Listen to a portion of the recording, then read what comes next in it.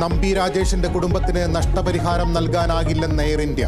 Cabin ക്രൂവിന്റെ സമരം മൂലം കുടുംബത്തെ കാണാതെ രാജേഷ് മരിച്ചത് കഴിഞ്ഞ മാസം. മരണത്തിൽ ഉത്തരവാദിത്വമില്ലെന്ന് എയർ ഇന്ത്യയുടെ വിശദീകരണം. കുടുംബത്തിന് ഇമെയിൽ സന്ദേശം ലഭിച്ചു.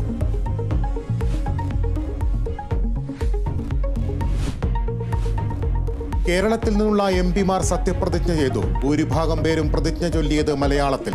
ഹിന്ദിയിൽ പ്രതിജ്ഞയെടുത്ത് ഹൈബി ഈഡൻ. 4 എംപിമാർ ഇംഗ്ലീഷിൽ സത്യവാചകം ചൊല്ലി. ദൃഢപ്രതിജ്ഞയെടുത്ത് കെ രാധാകൃഷ്ണൻ. ഭരണഘടന ഉയർത്തിപ്പിടിച്ച് കോൺഗ്രസ് എംപിമാർ.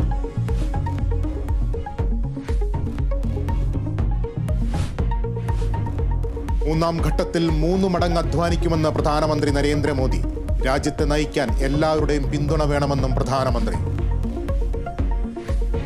ये चुनाव इसलिए भी बहुत महत्वपूर्ण बन गया है कि आजादी के बाद दूसरी बार किसी सरकार को लगातार तीसरी बार सेवा करने के लिए देश की जनता ने अवसर दिया है.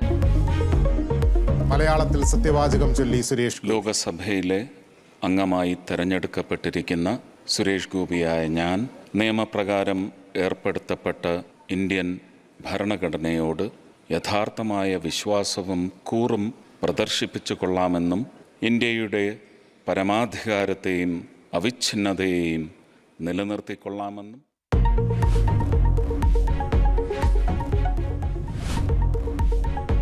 എറണാകുളം നേര്യമംഗലത്ത് കുടുംബം സഞ്ചരിച്ചിരുന്ന കാറിന് മുകളിൽ മരം വീണ് ഒരു മരണം. മരിച്ചത് ഇടുക്കി രാജകുമാരി സ്വദേശി ജോസഫ്. 3 പേർക്ക് പരിക്ക്. അപകടം KSRTC ബസിനും കാറിനും മുകളിലേക്ക് മരം കടപുഴകി വീണു. +1 സീറ്റ് പ്രതിസന്ധിയിൽ വിദ്യാർത്ഥി പ്രക്ഷോഭം ശക്തം. നിയമസഭയിലേക്കും കളക്ടറേറ്റുകളിലേക്കുമുള്ള KSU മാർച്ചുകളിൽ സംഘർഷം.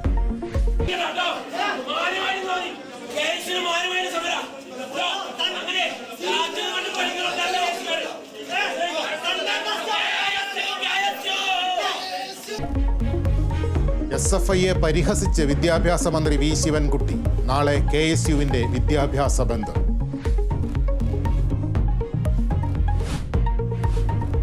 കുണ്ടും കുഴിയും നിറഞ്ഞ ചെളിക്കുളമായി കേരളത്തിലെ റോഡുകൾ. ഗ്രാമീണ വഴികളിലേറെ ദുരിതം. 1 അല്ല 2 അല്ല 3 അല്ല. കുണ്ടുപറമ്പ് തണ്ണീർപന്തൽ റോഡിൽ 1 കിലോമീറ്ററിനുള്ളിൽ ഞങ്ങൾ കണ്ട കുഴികളെ പ്രേക്ഷകർക്കായി പരിചയപ്പെടുത്തുകയാണ്. ഇത് കുഴി നമ്പർ 1. ബാക്കി കുഴികളുടെ എണ്ണം ഞാൻ എടുക്കില്ല, നിങ്ങൾ കണ്ടു തന്നെ മനസ്സിലാക്കിക്കോണം. ജനകീയ പ്രശ്നം ഏറ്റെടുത്ത് കേരള വിഷൻ ന്യൂസ്.